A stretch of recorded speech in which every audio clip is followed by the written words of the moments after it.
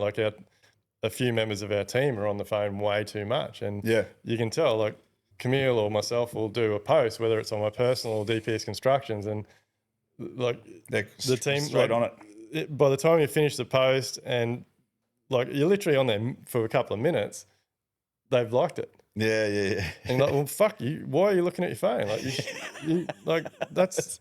And I feel like picking up my phone, going, "What the fuck are you doing on your phone? Like, you're meant to be working. Like, it's not smoker, it's not knock off time. Like, what are you doing?" Yeah, yeah. And I feel like, and not just my own team. Like, I see so many tradies and people doing that. Like, you imagine how much time is getting paid for that work is not getting done. Yep. Because people are looking on their phone. Yeah. That aren't running a good business, that are unhappy with their life because they spend time being unhappy and they feel like the balance is not working, and having a beer and chilling out. Like it's all bullshit. Like you've got to get to a point where like no day feels like work to me anymore. Like even though some days are crazy hectic and it's flat out and it's head down bum up and it's up early and it's up late and it's working nights, but there's never anything I do anymore and I'm like, fuck, I don't want to be doing this. Like, why am I doing this? Like, yeah. So I think and to me, that's the work-life balance. Like it's doing something that you're so passionate about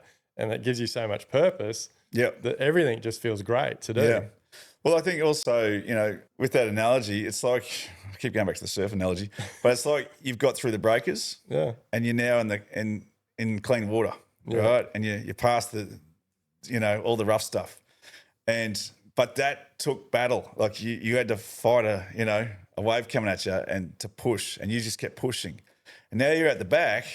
You can kind of like you're still working your ass off. Like what was the final thing that made you commit to finishing up full time with us and really pushing hard with these saunas? Yeah, look, I think I've always wanted to. I feel like we've probably got one shot at this life, and I'm always very aware of things that push or pull me towards things, and I've been doing the saunas and ice baths now for 20 years. So, and it's just obviously now that you've got one in the backyard, you're using it a lot, and it's obviously something that a lot of people are doing. But I just felt this pull towards it, and it's something that really excited me.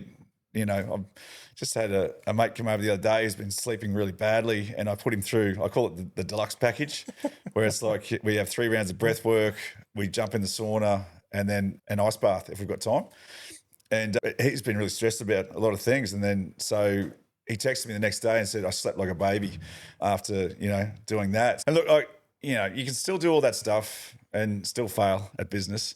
But I think I think the awareness is huge. And the big thing for me, I think, is focus and understanding the phone. Now I'm very aware, like not to have the phone in the bedroom and all those things, but it's that deep focus. Like when you really got to think about something, okay, how is this going to work out? Getting into that deep focus when everything is instant can be very tough. So I've got to set rules are you the same? You got to set rules for yourself for phone time, screen time, all that, because and I'm definitely getting a lot better at it. But I think back in the day, you could lose 10 minutes, 20 minutes quite easily.